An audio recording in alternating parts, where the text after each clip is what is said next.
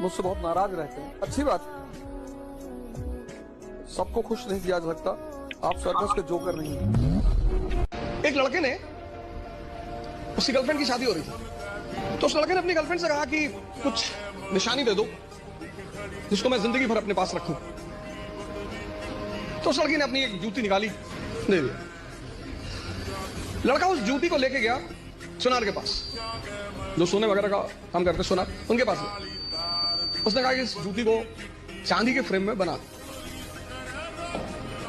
सुनार ने कहा अच्छा, कल शाम को आके ले जाइएगा। दूसरे दिन लड़का गया तो सुनार ने उसको चांदी की फ्रेम में जूती को बना के एकदम बाकायदा ला के लड़के के सामने प्रेजेंट किया। उसने कहा साहब, चले। लड़के से हाथ जोड़ा, कहा साहब। बोले हाँ। बोले ये किस पीर औलिया की जूती है? तो बोले ये किसी पीर औलिया की जूती नहीं है, ये मेरी गर्लफ्रेंड है, उसकी जूती। सुनार ने जूता निकाल। आप आज गौर करना, आपके जीवन में चीजें गड़बड़ चल रही हैं, तो मैं दावे के साथ कह सकता हूं, 5 लाख% दावा कि आपका जीवन गलत सिद्धांतों पर चल रहा होगा।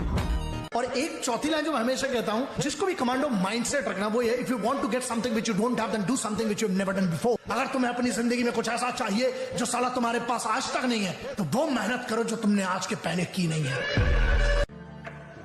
जो कहना है वो करना नहीं है, और जो करना है सिंपल। किसी से मत बताना कि मैं इसकी तैयारी कर, बताना ही मत।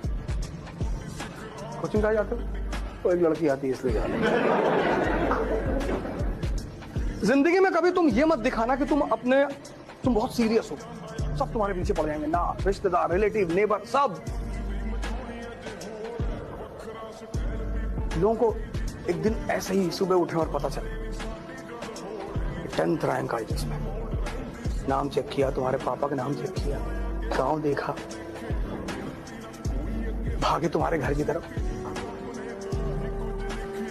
और तुम कह दिए कि हम तो शिरडी टेम्पल में जाते थे, तो फ्री में जो है वो सब क्वेश्चन में दिखाई पड़ गया हमको सपने में।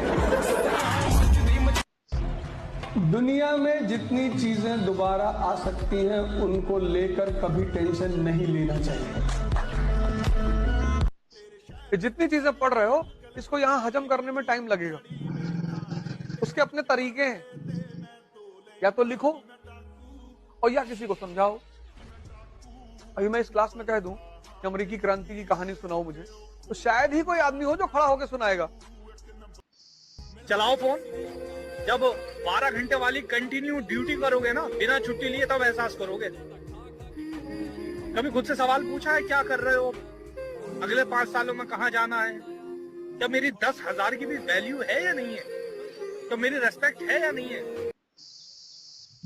चल ले इमरान।